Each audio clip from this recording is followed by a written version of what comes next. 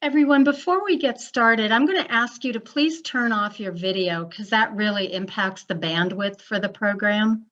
If you can just stop your video, thank you.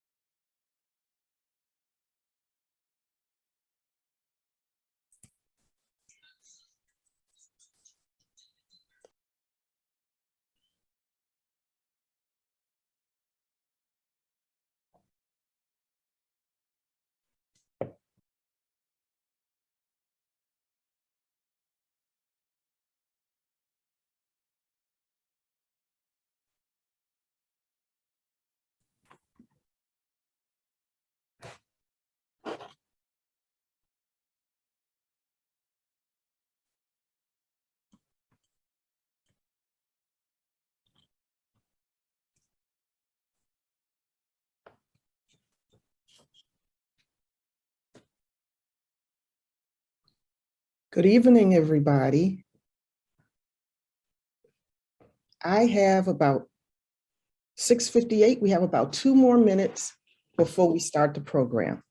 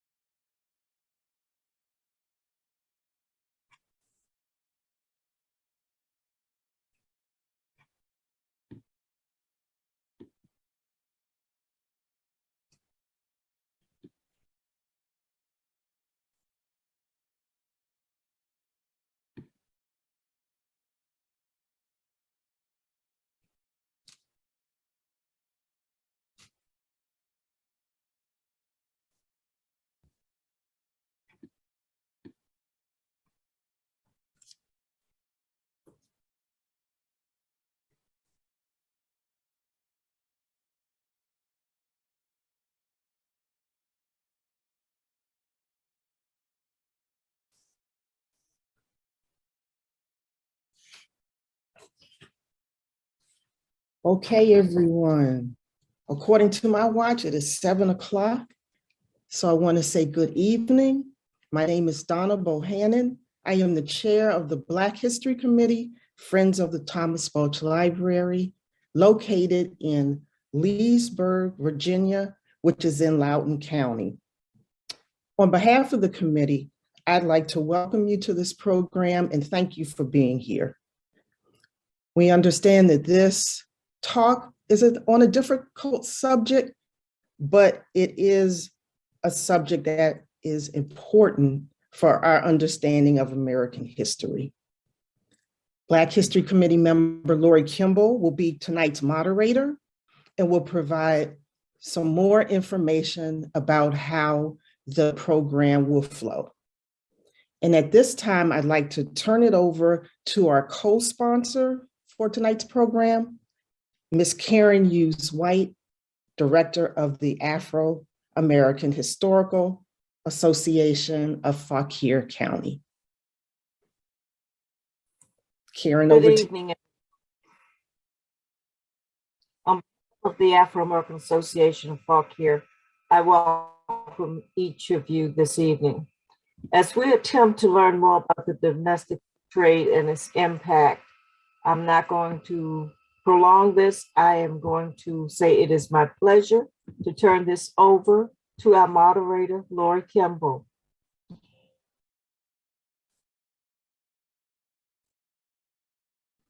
Thank you, Donna, and thank you, Karen. And just a few housekeeping issues before we get started. As you're joining, anybody who has their video on, we ask that you turn it off. That helps conserve the bandwidth. Also, the audio has been turned off as well, but you will have the opportunity to ask questions. Please put them in the chat. As we have this conversation tonight, I will be asking some of those questions to Dr. Rothman. And also tonight's program is being recorded, so we will make that available on our website soon. So I have those web links here for both the Black History Committee and the Afro-American Historical Association, so you can make note of those. I also put a thank you to our sponsors in the chat so that you have the contact information. So it is my pleasure to introduce our speaker tonight, Dr. Joshua Rothman. I read his book, The Ledger and the Chain, and I highly recommend it to you. I encourage you to go out and buy it or borrow it from your library. I think it's a very important book, and as I said, I encourage you to read it. Dr. Rothman is the chair of the Department of History at the University of Alabama. And in addition to The Ledger and the Chain, he has published Flush Times and Fever Dreams, A Story of Capitalism and Slavery in the Age of Jackson, Slavery's Capitalism, A New History of American Economic Development, and other publications. And he is also the co-director of Freedom on the Move, a database of fugitives from North American slavery. And this is an online database of newspaper advertisements placed by enslavers and jailers trying to locate self-emancipated people. So let's get our program started. Good evening, Dr. Rothman. Thank you for joining us. I'm going to stop sharing this PowerPoint right now. And as I said, thank you for joining us. And your book, The Ledger and the Chain, is about the domestic slave trade and the prosperous slave trading firm of Franklin and Armfield in Alexandria. Can you please tell us about a little bit more about the history of the domestic slave trade and its growth in this country, and how Franklin and Armfield impacted that trade? Sure. So thanks for having me, and thanks to everybody for being on the Zoom call. And if you're on the live stream, thanks for being on the live stream. So the domestic slave trade, it pre-exists the United States, right? I mean, there's trade in enslaved people within the boundaries of North American colonies before the American Revolution. There's trade in enslaved people inside the early United States. But what really sort of offers kind of jet fuel to the domestic slave trade in the United States is the closing of the transatlantic slave trade. Congress bans American participation in the transatlantic slave trade in 1808, as was pretty much everybody knew when the Constitution was ratified that was going to happen. But it never really does anything at all to limit the trade in enslaved people within the boundaries of the United States. And in fact, the law that bans the transatlantic trade actually provides customs regulations for the shipping of enslaved people coastwise along and from one state to another. So what the 1808 law effectively does is it shuts down an external market in enslaved people. And that means that slaveholders within the United States, if they want to acquire enslaved people, the only way for them to get more enslaved people is to buy them domestically. And so when you have that happening at the same time that the cotton economy is growing, at the same time that the United States is expanding into territory that's being expropriated from Native Americans in what was then the Southwest, places like Alabama, Mississippi, Louisiana, well, all that provides is an opportunity for domestic slave traders to take advantage of this sort of exploding demand. And the company of Franklin and Armfield, which is what the book is really focused on, they are really the first company to demonstrate what it could mean to operate as slave traders as an ongoing business, full-time, year-round, and on a massive scale. There were obviously slave traders before them. Slave traders in the early 19th century tended to be more itinerant. They kind of came and went. They might be in the business for a year or two at a time. They tended to be sort of small timers, men who kind of wanted to make a little bit extra money and then moved on to do something else. Franklin and Armfield were really the company that was able to demonstrate what might be possible if you imagined it as a kind of ongoing, an ongoing industry. Do you, is my audio on? Yes. Do you have a sense from your research of how did the people in Alexandria react to having this business in their midst and the impact on the community there? Yeah, that's a really good question. And because Alexandria is it's sort of a curious place with regard to the slave trade. You know, putting aside the fact that it's part of the District of Columbia until well into the antebellum era, right? Which makes it sort of part of this larger sort of federal constellation where you have congresspeople of various sorts who in some cases are trying to protest and do something about the slave trade. But setting that aside for the moment, the people in Alexandria, there are anti-slavery activists in Alexandria. There's a strong Quaker presence. So there are sort of Quaker organizations that are anti-slavery. There are a small number of abolitionists who are reasonably vocal into about the 1820s or so. So around the time that Franklin and Armfield is really getting started, there is sort of hostility toward the slave trade in some quarters. African Americans obviously are always hostile to the slave trade. There's a recorded incident in the 1820s of free Black people in Alexandria who basically nearly started a riot in the streets trying to sort of take on slave traders and sort of try to crack down on their business activities. But the truth is that in Alexandria, as was true in most parts of the slave states, you know, the business imperatives and the money involved and the interests of slaveholders really are much more powerful than any sort of antagonism that existed toward the trade. There's not a lot of regulation of it at all. Companies like Franklin and Armfield and slave traders before them who worked out of taverns and bars, they all operate pretty openly.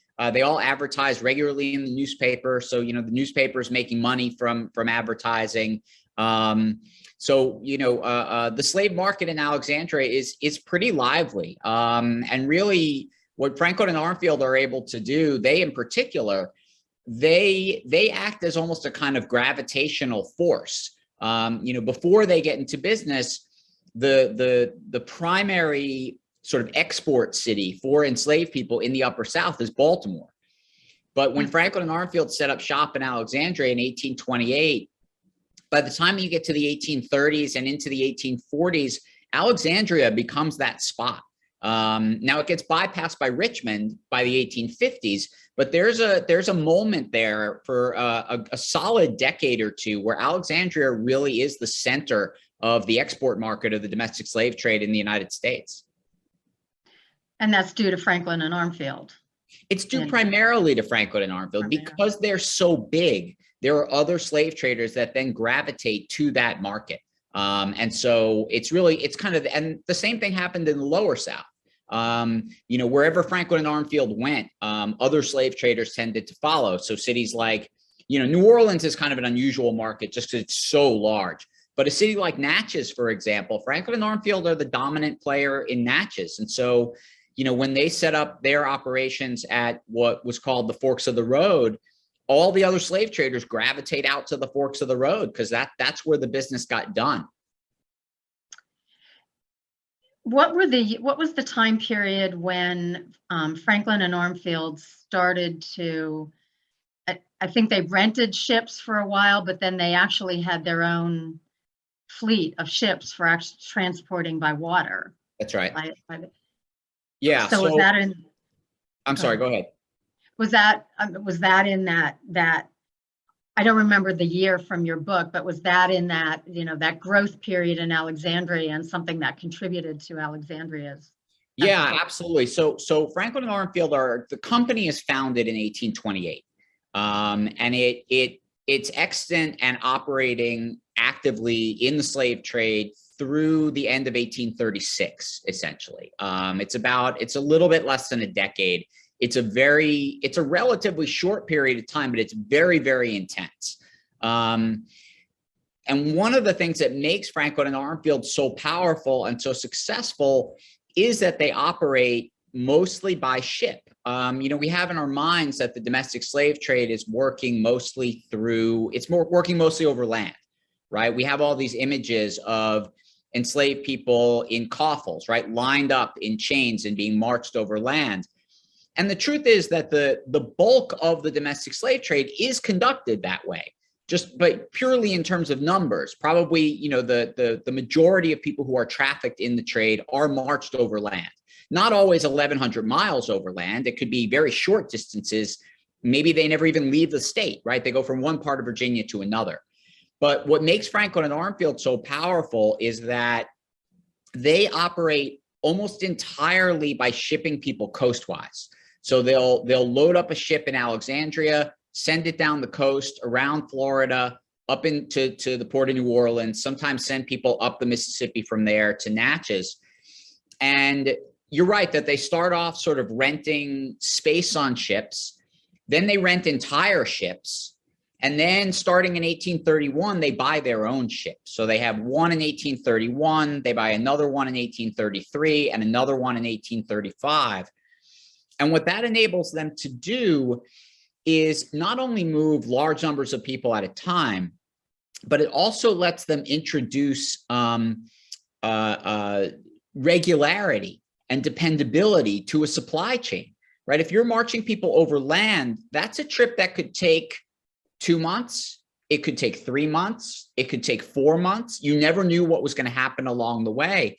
But the trip from Alexandria to New Orleans, it pretty routinely takes about 19 to 21 days. You knew when the ship was going to get there, barring some sort of weird weather event or some kind of catastrophe.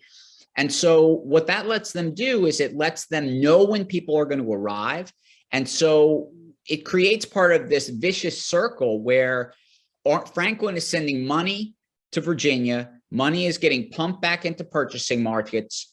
People are being funneled to Alexandria, put on a ship, sent to Franklin. Franklin sells them, sends more money, and round and round and round it goes. And it does contribute to the overall port traffic in the city of Alexandria, right? I mean, obviously not everything coming in and out of Alexandria is enslaved people, but a lot of what's coming in and out of Alexandria is related to slavery in some way or another. When Franklin and Armfield sent ships to New Orleans, a lot of times those ships then come back filled with sugar or molasses or some other byproduct of the slave economy. And speaking, you know, of those ships, I think were 2 of them made in the North. I mean, this connection, it's not just a network and an interaction that they have in the South. There's a huge impact in the North can you talk a little bit more about that? The shipbuilding Yeah. of those ships, Yeah. banking? So the first two ships are made in Connecticut at shipyards. New England shipyards were really prominent in the early 19th century. There's another one of Franklin and Armfield ships that they use that I know was made in Maine. The third ship that they buy is produced in Baltimore, because Baltimore shipyards were also pretty prominent. But the connections to places outside of the South were also pretty extensive, if not in the shipbuilding.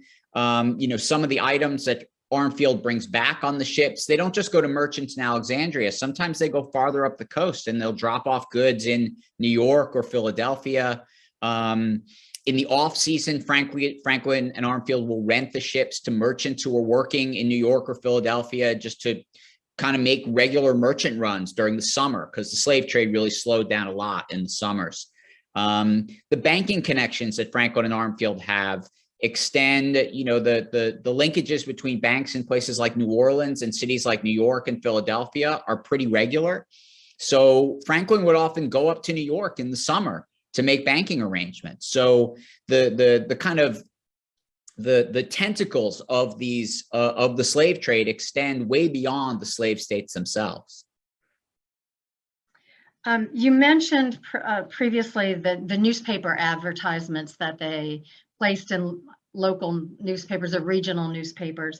What were other ways that they either acquired or purchased enslaved people that they in turn then? So Franklin and Armfield, Armfield himself would advertise regularly in the Alexandria papers and in the District of Columbia papers. But Franklin and Armfield are able to accumulate people not just by sort of hanging around the office in Alexandria and waiting for people to show up. They have a really small army of purchasing agents. And so what they do is they've got basically people who are stationed in towns and cities throughout the Upper South. So they've got an agent in Warrenton, Virginia, in Frederick, Maryland, in towns along the Eastern Shore. Rice Ballard, who's the third partner in the company, operates out of Richmond. And each one of those agents often has their own sub-agents. So effectively what you've got is, you can imagine it almost as like a management chart, right? You've got Franklin and Armfield at the top. You have their you can imagine the management lines that go down to their agents at different cities. And then each one of those agents has a bunch of people who are working for them. And so every one of them is advertising in the newspapers of that particular town or that particular city. They're hanging out at sheriff's auctions. They're hanging out at estate sales. Sometimes they go door to door. They'll just walk from plantation to plantation, sort of seeing if anyone has people for sale. They've got cash money in their pockets. And they sort of slowly accumulate people in each of those little towns. If they don't have their own facility, so in Baltimore, they have their own facility. In Richmond, they have their own facility. In other places, they might rent space in a jail. And then once they've got enough people, they'll walk them to Alexandria, and then Armfield takes care of the rest. And I want to mention, we have a number of people in the audience who live in Loudoun or research about Loudoun. There was a coffle that they took through, it was in the 1840s, but down the Little River Turnpike. Yeah. To New Orleans. So they do, Franklin and Armfield, the way they would work is they mostly ship people during the year.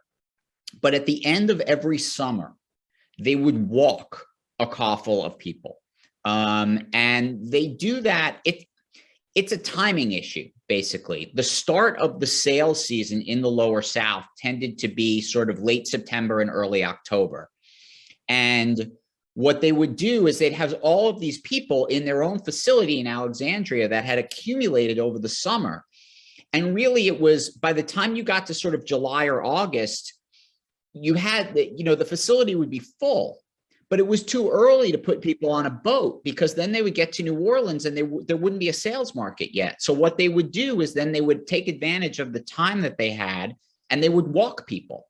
And so they would arrive in the Lower South just in time for the sale season to begin. And the route for that usually would go west out of Alexandria, up the Little River Turnpike. It would go up through Loudoun County. It would eventually end up in Winchester. And then in Winchester, they'd sort of hang a left and go down through the Shenandoah Valley over to Tennessee and then down the Natchez Trace. Somebody's asking, who was the agent in Warrenton? The agent in Warrenton was a man named Jordan Saunders, who was originally from Tennessee. He sets up shop in Fauquier County, and for a little while, he's kind of operating on his own. He's got his brother-in-law is his business partner, who's sort of fronting the money. And Saunders sort of brings some people to Alexandria, puts them on a boat that Armfield had chartered. He meets Isaac Franklin's nephew on that boat. And then when they get to New Orleans, Franklin's nephew is like, hey, if you need to stay with somebody, if you want to talk a little bit about the business, why don't you go check out check out my uncle's shop. And that's what he does. And by basically talking to Isaac Franklin and working with Isaac Franklin, Franklin invites him to be part of the business, and he works out of Warrenton for years. And then even after he retires, he stays in Fauquier County, and he lives there till he dies. Okay. And I've actually got an article. I've got an article coming out in the Journal of Southern History in a few months that is specifically about him. There was all kinds of stuff that I couldn't fit in the book, but there's a lot about Jordan Saunders that I was able to find out. Okay. And then in Loudoun, at least for a little while, there was George Kephart. Yeah, so Kephart is based in Frederick, but obviously by being based in Frederick, Loudoun is sort of right there, sort of just southwest of that. Mm-hmm. And someone in the audience is asking, on average, how long was an enslaved person with the slave traders before being sold? So that varies really widely. It could be weeks, right? So somebody is sold to Armfield. They might get put on a ship within days. And then they're shipped to Isaac Franklin in New Orleans. They get to New Orleans. They might be sold within days, right? So beginning to end, it could be 3 or 4 weeks. But I've also seen cases where Armfield would have somebody who would come to him in Alexandria, and if that person was, say, a blacksmith or a carpenter, and Armfield needed somebody to be at the headquarters in Alexandria, he might keep that person enslaved in Alexandria for months. The person would be there for months and months at a time before Armfield then decided, okay, I'm done with you. And then he would send them off for sale. So it could be days, it could be weeks, it could be months. I think probably beginning to end, somebody might be in the headquarters in the jail at Alexandria. It's usually a few weeks, because Armfield is shipping people every few weeks. Anywhere from 2 weeks to a month, a shipment is going to go out, and most people he's not keeping behind for very long. Okay. And one of our audience members has asked, did they have a connection to the British, Franklin and Armfield? Indirectly, they do. They do in the sense that the money that is funding the slave trade and is funding slavery in the United States generally, a lot of that comes from banks in the South or outside of the South who are then being invested in by banks in England. So there's no direct connection from, say, the Baring brothers to Franklin and Armfield, but they're sort of just one step removed from direct involvement in the slave trade. Okay, thank you. Can you speak a little bit about, there was a trader not associated with Franklin and Armfield, actually a competitor in Baltimore. And there's a question here related to Baltimore that I'm trying to find. Specifically about slave trading in Baltimore. Now, I'll find it here in a minute, but I don't remember. It started with a W in Baltimore. Oh, it's Austin Woolfolk. Woolfolk. Yeah. So Austin Woolfolk is sort of Franklin and Armfield before there is Franklin and Armfield, right? Okay. So Franklin and Armfield, the business model that they create is sort of an expansion of what Austin Woolfolk had done. Austin Woolfolk is a guy who is, you know, sort of comes out of kind of North Carolina, Tennessee. He goes to Baltimore after the end of the War of 1812. He starts a slave trading business kind of in the late 1810s, and he's doing a lot of the things that Franklin and Armfield would eventually do. You know, his is a very much a family business. So he's working alongside brothers and cousins and uncles. There's like 8 or 9 members of the Woolfolk family who are involved in the slave trade. And he's buying people in Baltimore. He's sending them mostly by ship, initially to Savannah and then eventually to New Orleans. And you know, he's got a headquarters that's set up on Pratt Street in New Orleans that he operates a house for, you know, for years. But Franklin and Armfield then come in and they basically sort of, you know, he advertises in the newspapers, all the things that they were doing. Franklin and Armfield basically come in and they almost put Woolfolk out of business, simply by sort of sheer sort of market influence. They put in a ton of money. And, you know, by the early 1830s, Woolfolk is putting ads out in the paper because there were rumors going around that he had actually died. And the rumors actually were probably spread by Franklin and Armfield's agents. They told people that Woolfolk had died, but yeah, I mean, they basically blow past him. And so where Woolfolk is really kind of the leading slave trader in the United States in the 1820s, by the 1830s, it's Franklin and Armfield, and Woolfolk never really recovers from that level of competition. Okay. And another question about where did Franklin and Armfield live? They weren't, at least I don't think Franklin wasn't right in Alexandria. So where do they live? Yeah, I mean, they weren't living right around where their trading operation was in Alexandria. So well, Armfield is. So the headquarters in Alexandria on Duke Street is basically a 3-story townhouse with a kind of jail compound out behind it. And you know, Armfield and some of his employees, they live in that house for a while, right? The office is downstairs and there's bedrooms upstairs. Armfield eventually does not live there though. For a while, he rents an estate called Springbank, which is very close to Mount Vernon. It's basically a plantation house. It was owned by, I think, one of the George Masons. I can't remember which one. There's like 5 or 6 George Masons. It's one of those. He rents that place for a few years. And then eventually he buys up a bunch of property in the city of Alexandria. I'm trying to remember what street it's on. I think it's on Prince Street. He basically buys up a whole city block and he builds a giant house, a townhouse in Alexandria. So he lives down the street from the slave trading compound. Isaac Franklin lives usually in Natchez during the trading season. He has a headquarters there. He also rents some facilities in New Orleans, so he would live in the facility in New Orleans when he was there. But you know, during the summers and so for 4 or 5 months of the year, he lived in Tennessee. He was from Sumner County, Tennessee, which is sort of northeast of Nashville. He builds for himself a huge plantation mansion at a place called Fairview, and the mansion is actually still there. It's still standing.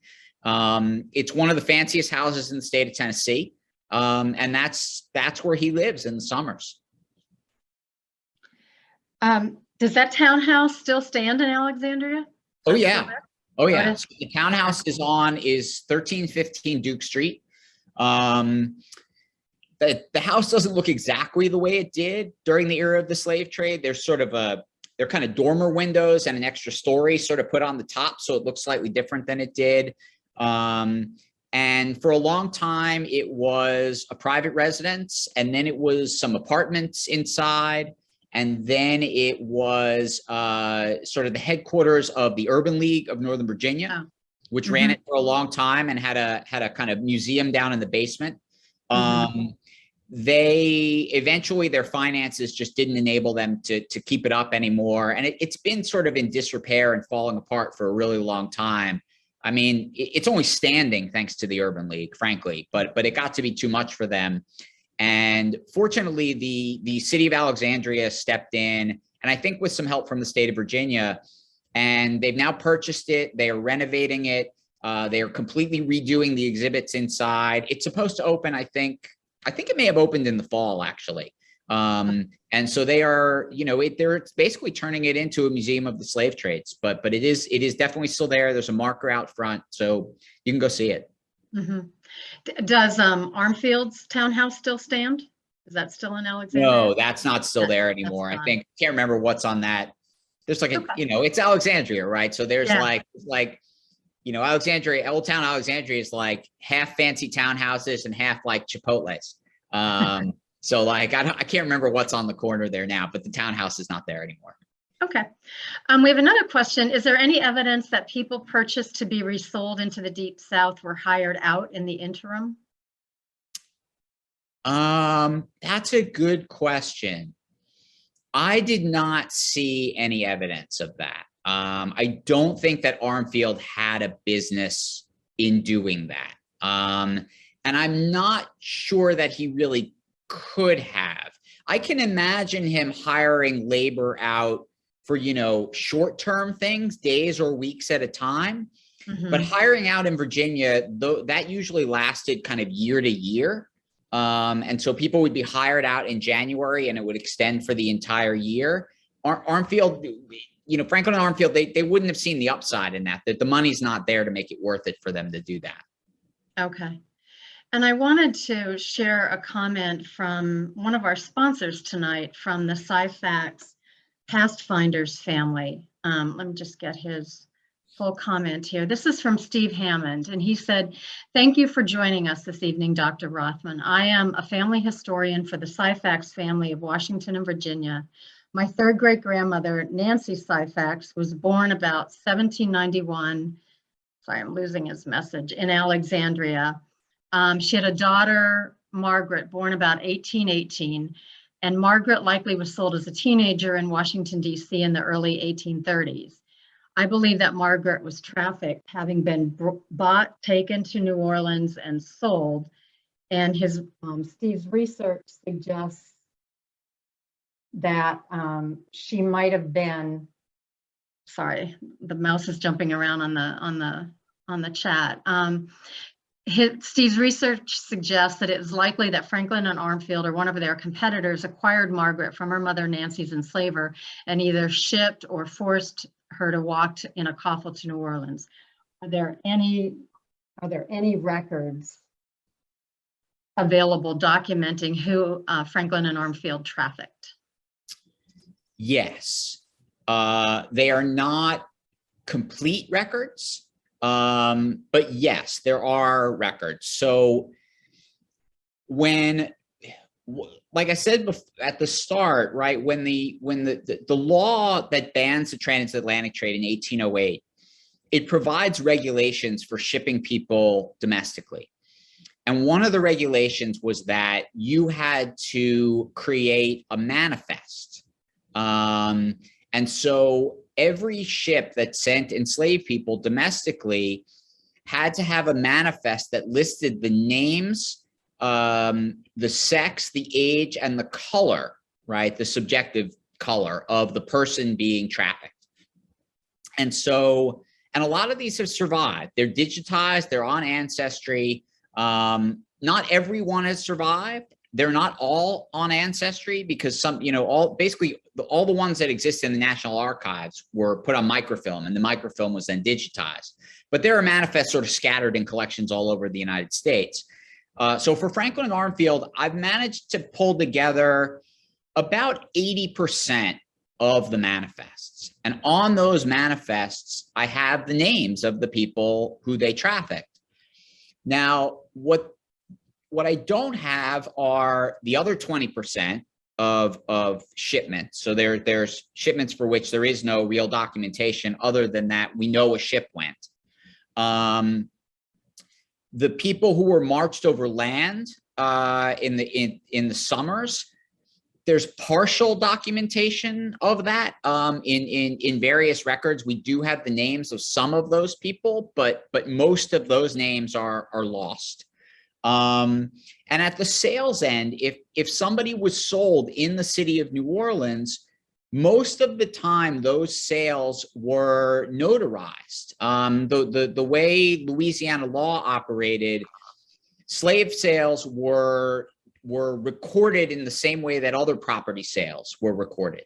Now, that's not true in most states. In places like Virginia or Mississippi or Alabama, some slave sales are recorded. You might find them in deed books here and there, but most of them are not. Most of them are private sales, and there's very few records of who was sold to who.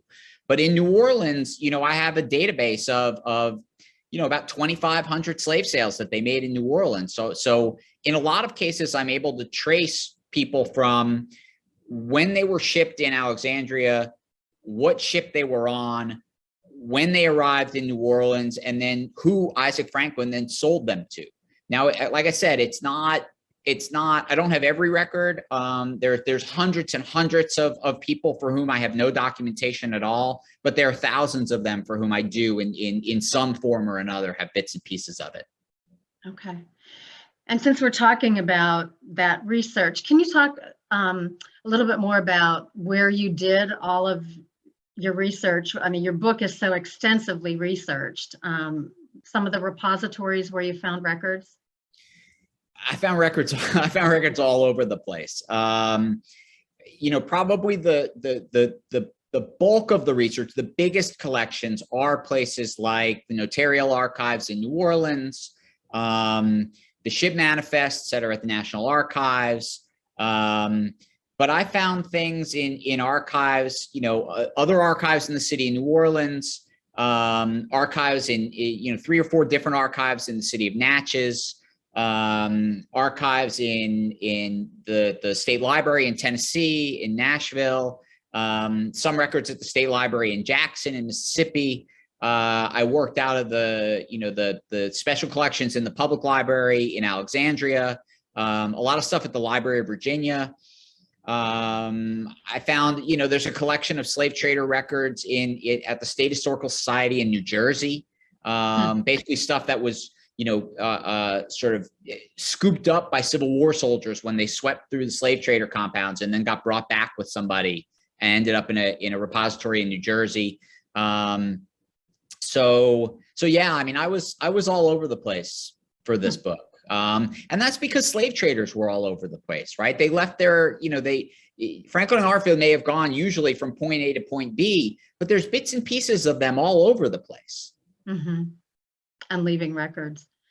Another question from the audience. Your book has a quote to the effect that Virginia was the nursery of the slave trade. Is there evidence that you have found that some Virginia enslavers actually bred slaves for sale?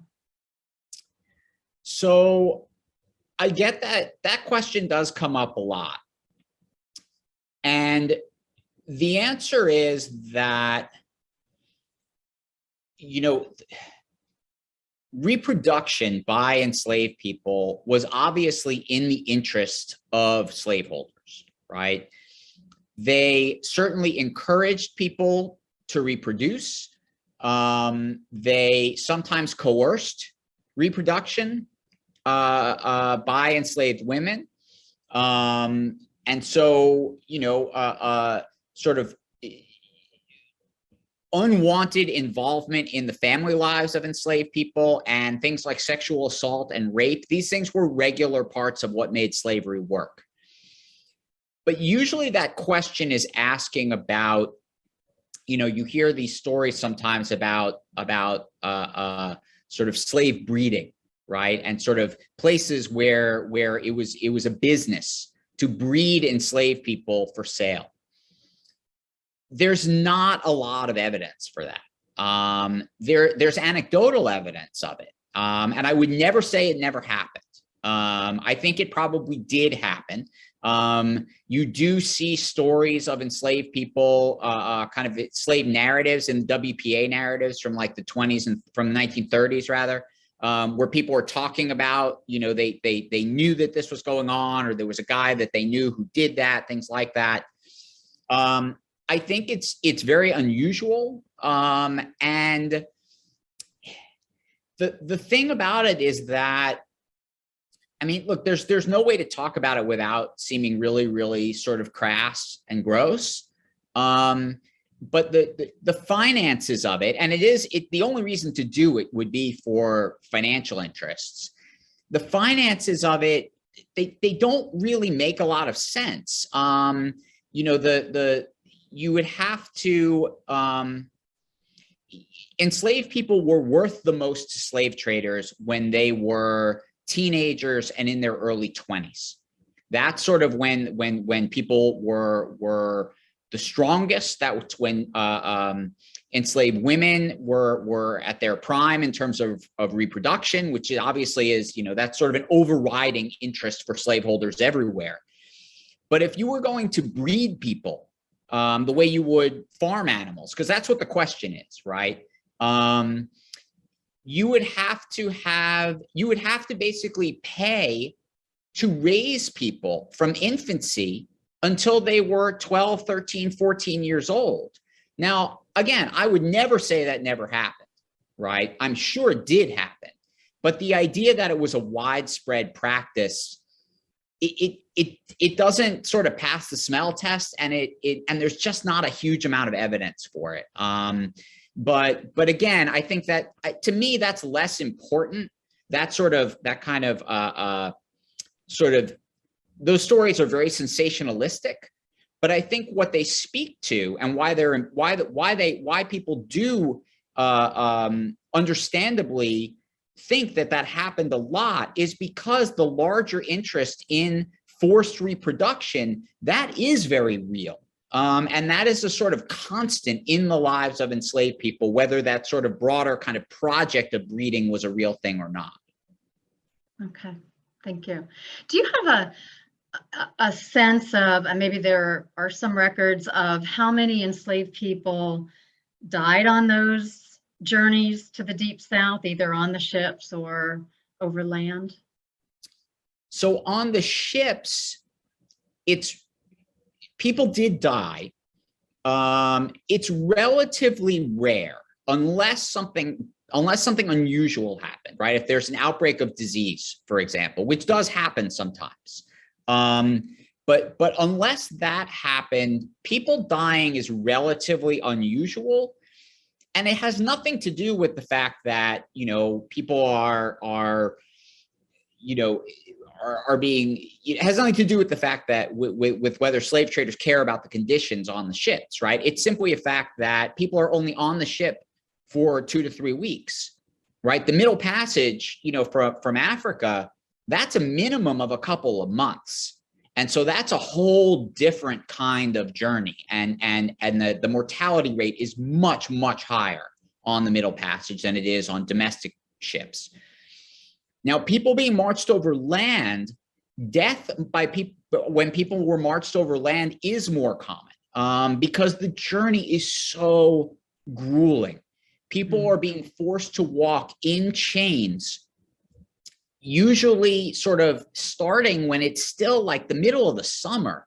And they're marching, 15, 20 miles a day for months. To me, it's a miracle people survived at all. But mortality is higher on the overland passage than it is on the coastwise shipboard passage. Mm-hmm.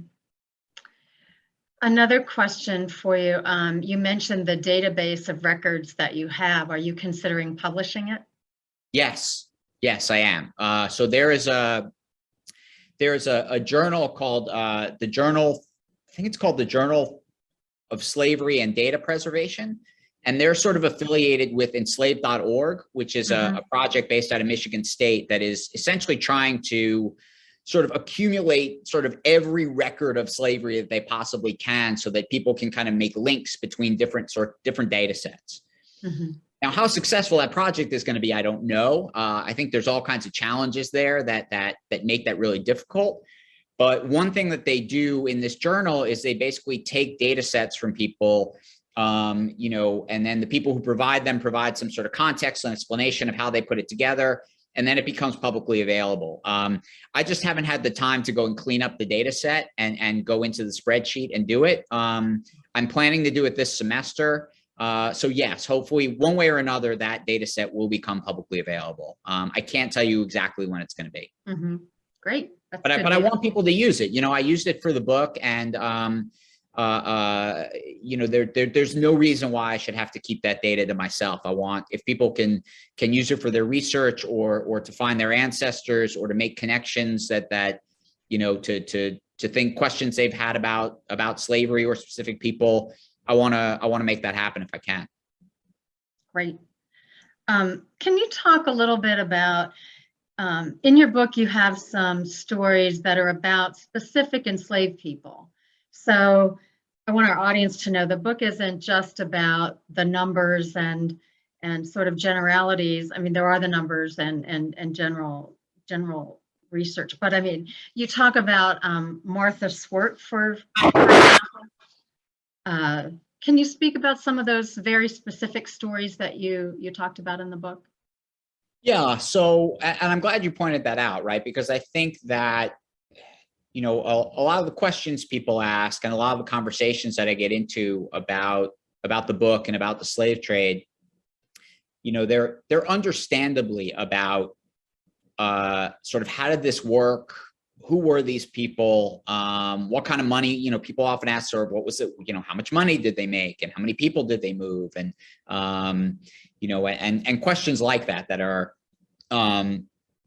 you know, they're understandable curiosities, and they are a lot of what the book is about, right? I wanted to talk about, because I think that was the research question that drove me, was we know a fair number of things about the slave trade, but we don't really know a lot about the people who actually did this work, why they did it, where they came from, what were their lives like, and so on. But in putting the book together, I thought it was really important to me I didn't want the reader to ever go for very long in the book without remembering who's on the other side of this and what did those people experience, right? Because it's very easy to fall into a narrative about the slave trade where it's just numbers and names on a page, right? And when you write a book that's just about numbers and names on the page, all you're doing is replicating what the slave trade was. You can be critical of it, right? I think I am very critical of it for obvious reasons, but there's no way of avoiding the fact that you're replicating the logic of it in some way by focusing so much on how did the business work. And so in order to provide some sort of counterweight to that, I wanted to make sure that whenever I could, I told the stories of enslaved people who were being trafficked. And so basically, you know, anytime there's a slave narrative that I found that engages you know, where enslaved people themselves dealt with Franklin and Armfield or were trafficked by Franklin and Armfield, I wanted to tell that story. You know, I know that John Armfield, for example, has a personal servant. You know, he has a valet basically who accompanies him and is his kind of personal assistant for like 10 years. And I want to tell the story of that man to the extent that I could. You know, one thing that Franklin and Armfield were pretty open about was the element of the fancy trade, right? Where they're basically dealing in enslaved women for basically purposes of sexual assault. They're selling women to be raped by white men. And to the extent that I could, I wanted to tell the story of those women and what happened to them. And so, you know, throughout the book, I try to do that, to talk about, you know, and not just to talk about it in terms of, you know, the horrible things that were done to these people, but also the ways that they, you know, tried to shape their own circumstances to the extent that they could, ways that they fought back, ways that they were able to sort of twist things that were happening to their advantage if they could, you know, ways that they could escape. There were people who ran from Franklin and Armfield, and I try to tell the stories of people who show up in runaway ads. And so, you know, anytime there's the voice of an enslaved person talking back to the slave trade, I wanted to try to get it into the book. Another question that just came in, could Franklin and Armfield have been involved in the transportation of enslaved persons held by Jesuits in Georgetown to Louisiana? So they were not, but their ship was. So the sale of the 242 happens in 1838. Franklin and Armfield are out of the slave trade by then, but the people who are shipped to Louisiana are shipped on one of Franklin and Armfield's boats. They had sold it to somebody else by then, but they're sent on one of Franklin and Armfield's vessels. The slave trader who really brokers the trade is a guy named Robert Windsor. And Windsor was John Armfield's clerk in Alexandria. He was a slave trader in his own right, but mostly he worked for John Armfield. And then after John Armfield got out of the business, he went to work for George Kephart. And he really brokers the trade. So Franklin and Armfield themselves are not involved in that sale. But, this is the thing about Franklin and Armfield. Even after they retire, there's a kind of diaspora in the slave trade from their business. So basically, everyone in that part of the country, you're kind of 1 degree of separation from Franklin and Armfield in some way or another. And so the Georgetown sale is very much connected to Franklin and Armfield, even though they are not themselves directly involved in it, if that makes sense. Mm-hmm. Okay. Let's see. Well, one thing I found particularly galling, it was at the end of the book in the chapter titled Legacies, and it was about Franklin and Armfield's fortunes after the Civil War. And was it Armfield filed a claim with the Secretary of War to collect. Can you talk a little bit more about that and their lives after the Civil War?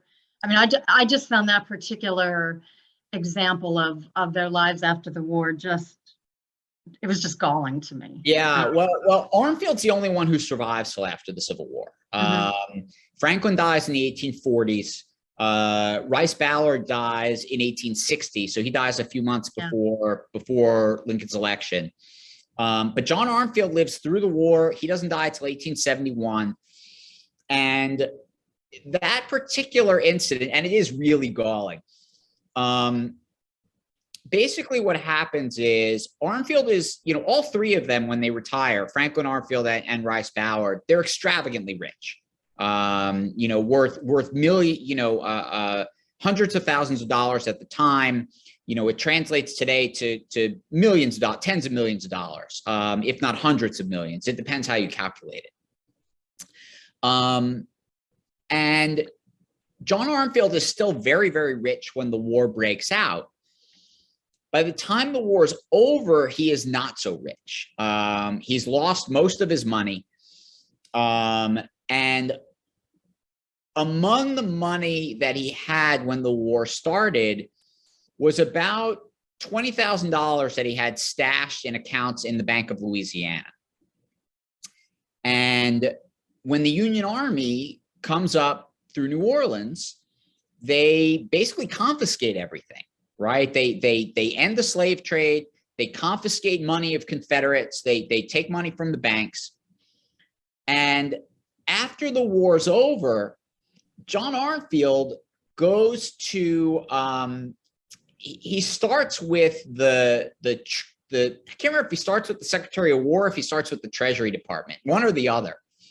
And he basically goes to Congress, to the federal government and files a claim, right? He said, first of all, he claims he was loyal to the United States, which is nonsense. I mean, he outfits a company of Confederate soldiers. He's a Confederate straight through.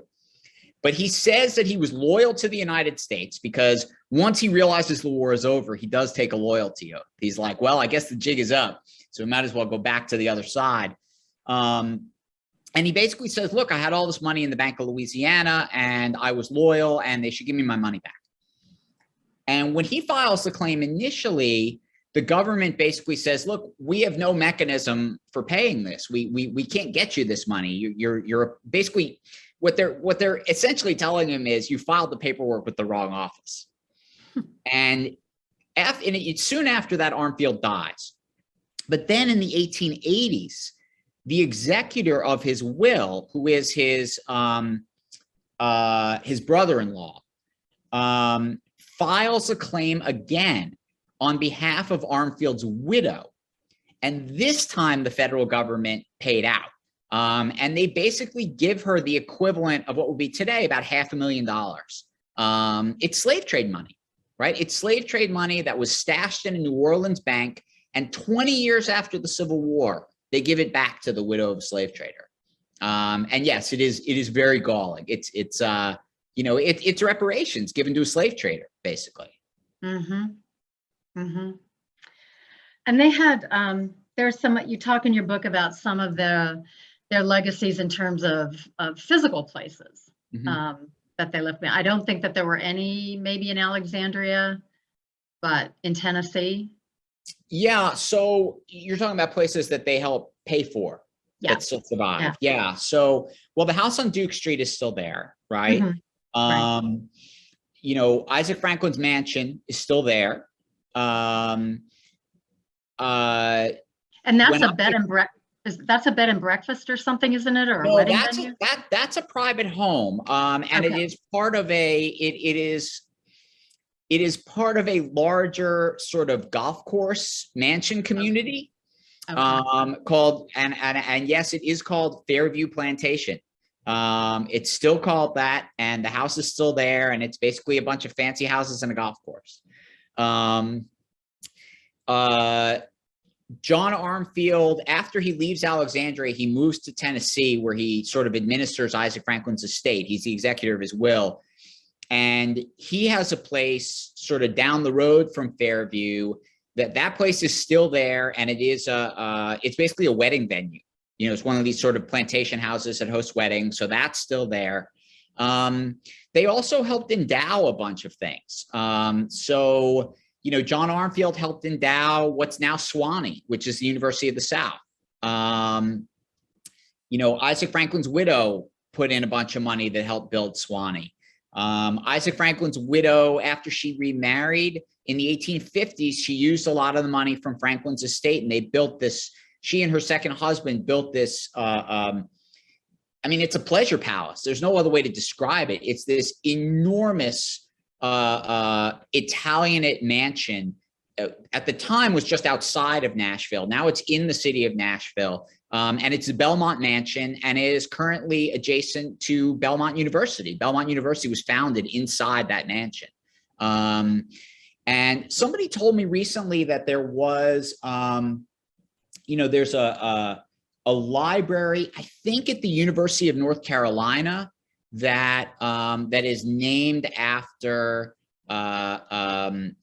Franklin's widow's son in her second marriage, that her son basically endowed a library. So there's all these little connections of things that are still around that are linked to that business in some way or another. And here in Loudoun, George Kephart eventually bought what was known as Belmont Plantation, and that's now part of a large golf course community. Oh, is that right? Yeah. No, he dies in Loudoun. That's right. Yeah. And speaking of George Kephart, we have a question. Did he take over the business after Armfield and Franklin retired? Yeah, he does. So Franklin and Armfield retire in, like I said, in 1836. And George Kephart basically moves into the house on Duke Street and operates his own business out of there. He buys, let's see. No, he doesn't buy any of the ships. They sell the ships to a different slave trader. But Kephart operates the house on Duke Street, and he's there for a long time. He's there for longer than Franklin and Armfield were there. He buys it in 1836. He's working either by himself or with other partners in that house into the early 1850s. For a while, he's renting it from Franklin and Armfield, because even after they got out of the trade, they still keep some of the physical plant. And then in 1846, he buys the property outright from them. And he operates it with partners into the 1850s. And then eventually it becomes that, a lot of people have seen those pictures from the Civil War era where it says Price, Birch and Company, dealers in slaves. Those photos from the Civil War, that's the house on Duke Street. That's what it becomes by 1860. Okay. And then there were a couple of other questions about Franklin and Armfield's associates. Were they associated with Bruin or I think it's the Andrew brothers? No. So the Bruin slave jail is down the street from the house on Duke Street. So the house on Duke Street is 1315, and the Bruin jail, I think, is in the 1500 block. It's like 2 or 3 blocks farther west. And that building is also still there, and it's private. It's like lawyers and accounting offices now. I don't think it's anything else. There's no direct connection between Franklin and Armfield and the Bruin jail. I think Bruin may have been sort of loosely affiliated with either their network or Kephardt's network for a very brief period of time, but there's not like a really sort of intimate connection between the two. Okay. And I found the other question, Alexander Brown brothers? The Brown brothers, is that a London bank, the Brown brothers? I'm trying to remember. I don't know. Yeah, I know that name, and I can't remember what business they're in. Somebody, investment bank in Baltimore. It's an investment bank, right? Yeah, no, they don't. So Franklin and Armfield's banking network was mostly in New Orleans, Natchez, Richmond, and other sort of smaller towns in Virginia. They have also banking connections that are linked by association then to New York and Philadelphia. They don't tend to do, from what I found at least, not a lot of business with banks in Baltimore, not directly anyway. How about Burke and Herbert was founded later in Alexandria, because that bank is still in business. But I think that was after. Yeah, no, I get a lot of questions about the banks and sort of, what became of the banks. And look, I mean, some of their business was done directly with the Bank of the United States, right? So they're doing business with the bank that's the federal government bank. But a lot of these banks, I haven't traced the genealogy of the banks, but we all know how banks work because they work then the way they work now. One bank gets bought by another bank, gets bought by another bank. They all get their assets sort of get folded together and all crunched up, and names change. And, somebody who is really tenacious could probably trace bank all the way back to, say the Farmers Bank of Virginia or the Bank of Louisiana. But I just haven't bothered to do it. Can you talk a little bit about your outreach to descendants of Franklin and Armfield? Yeah, so neither Franklin nor Armfield have any direct living descendants, white descendants, I should say. John Armfield and his wife had no children. Isaac Franklin and his wife had 4 children. None of them survived to adulthood. However, John Armfield's wife was one of Isaac Franklin's nieces. Isaac Franklin had a huge family. He had 9 brothers and sisters. They all had a bunch of children. There's a ton of Franklins. And John Armfield's wife, eventually they take in some of her nieces and nephews for reasons that are too complicated to get into, but they effectively raise these children as their own. So to the extent that John Armfield has children, they're basically all relatives of Isaac Franklin. And there are descendants living today who are descended from those people or from brothers and sisters of Isaac Franklin.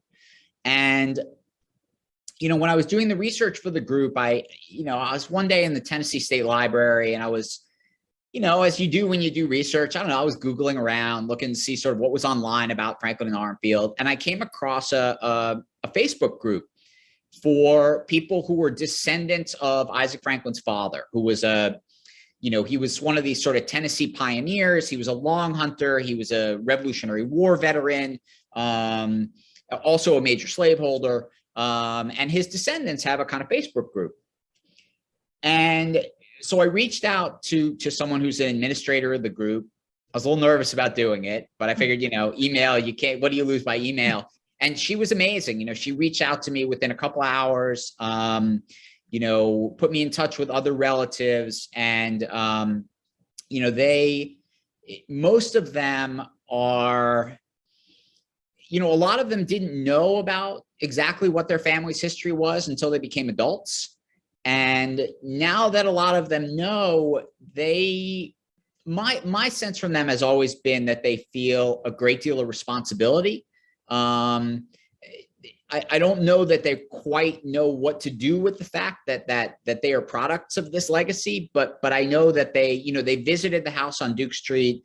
They want to try to do something. I think there are ongoing efforts to do things, and it's been pretty amazing for me to talk with them and get to know them a little bit. I've also been in contact with a man who is has done DNA testing and is pretty sure he's descended from an enslaved woman who almost surely was raped by John Armfield.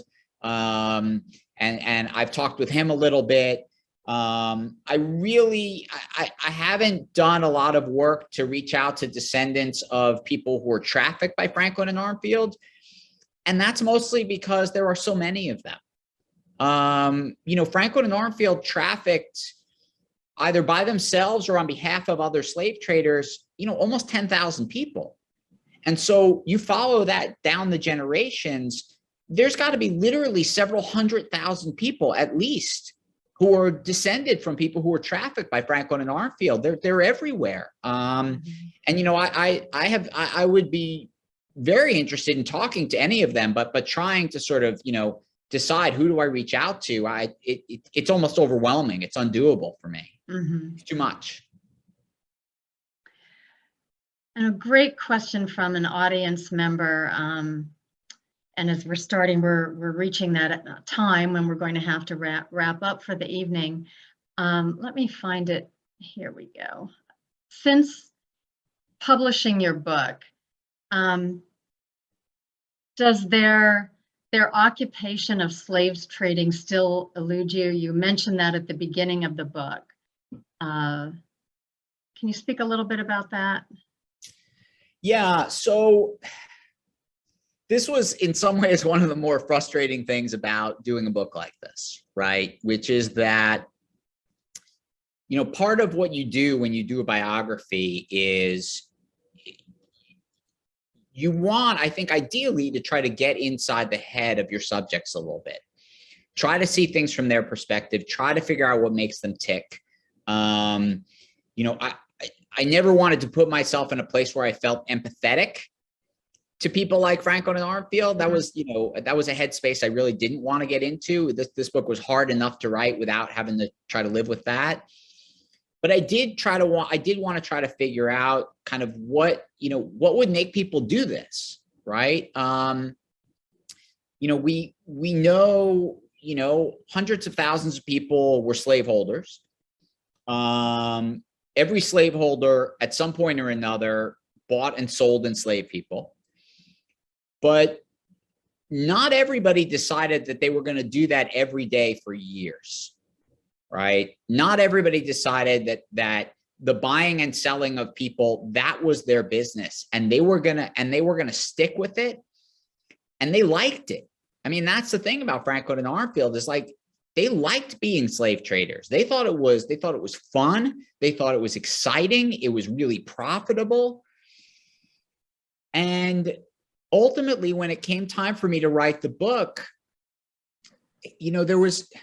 I could only get so far in thinking about it, right?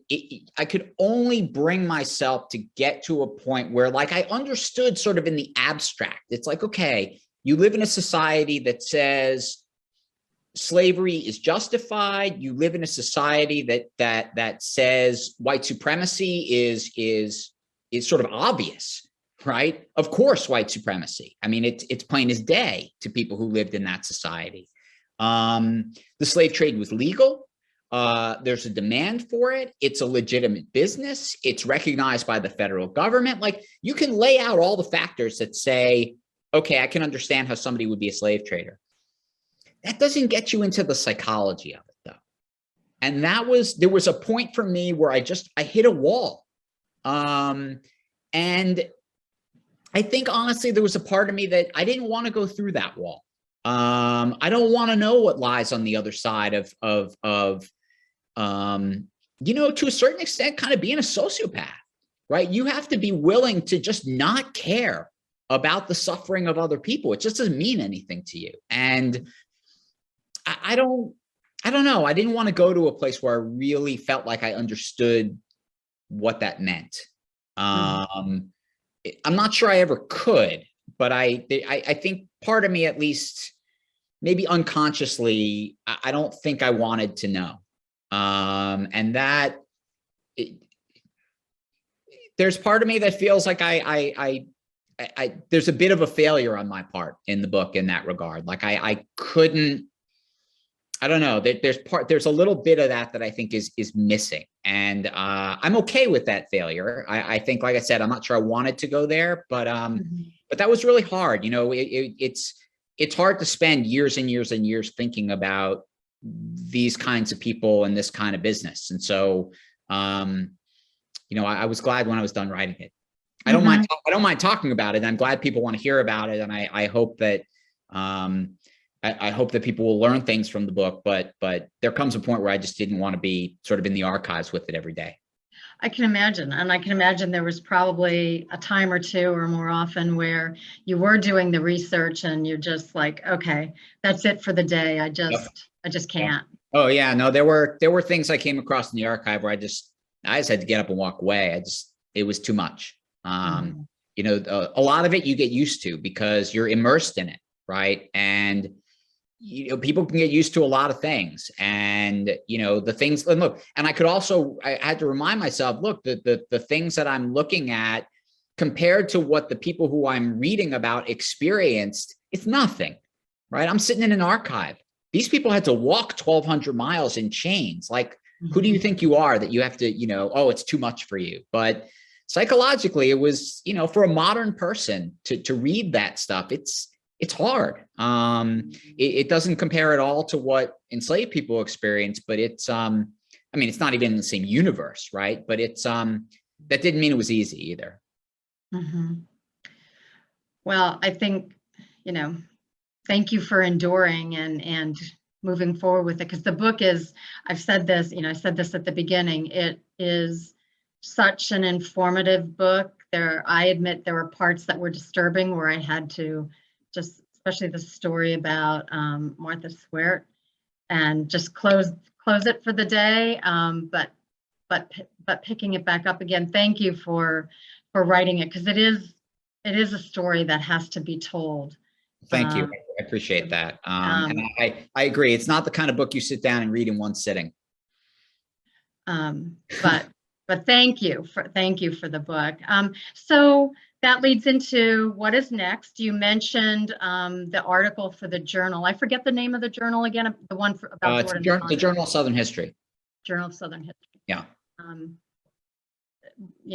What comes next after that, or what else do you see on the horizon in terms of research and publication? Yeah, that's a really good question. And I've been sort of struggling with that, which is unusual for me. The books that I've written, when I finished one, I usually sort of knew what I wanted to do next.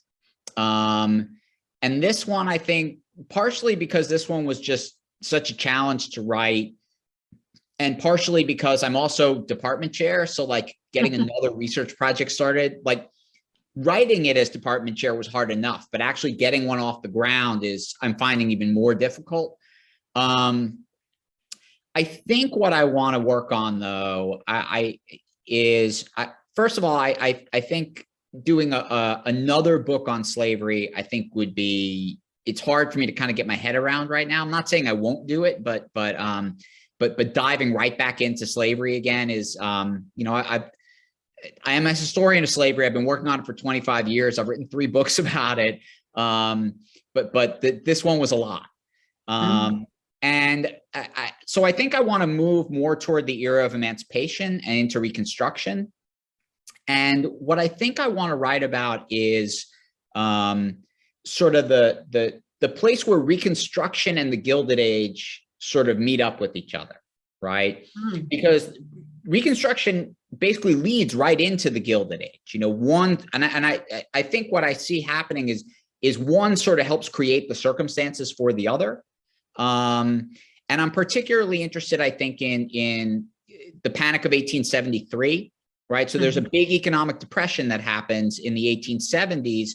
And it, in a lot of ways, it leads the North to decide they're not interested in Reconstruction anymore. They're done, right? They've decided that they've done as much as they're going to do, and they're moving on. And so I think I want to talk about sort of that moment and how these kind of economic crises, they create the environment in which the finishing the job of the Civil War and finishing the job of making emancipation mean something, those priorities get sort of displaced basically because white Americans and the federal government have decided that they don't want to devote the energy to it anymore. And I think that that's a story that unfortunately we see sort of replicating itself in different moments in time.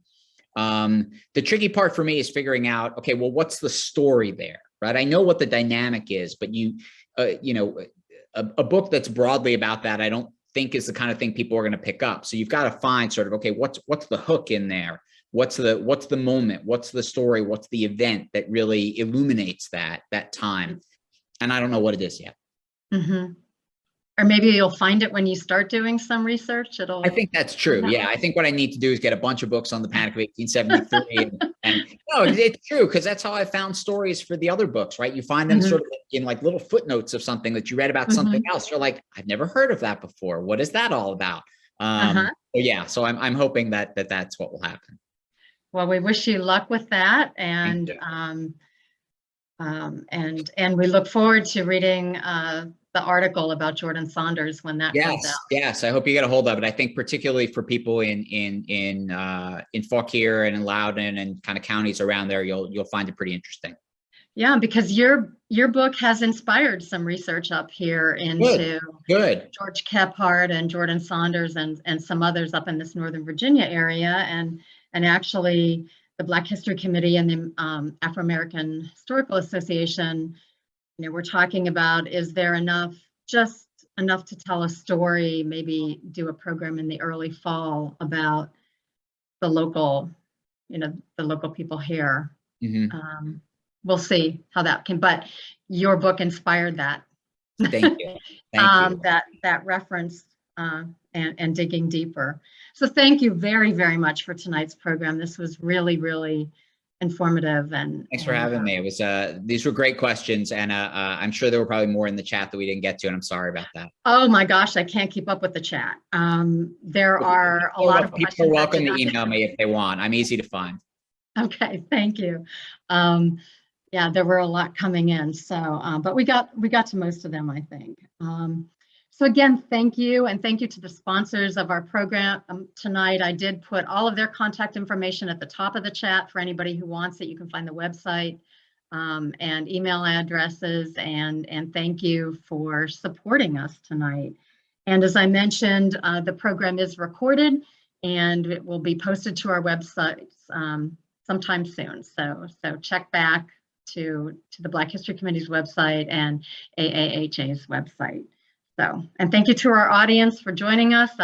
Great program, great questions. Thank you, everybody, and good night. All right, take care. Thank you. Bye-bye. Bye.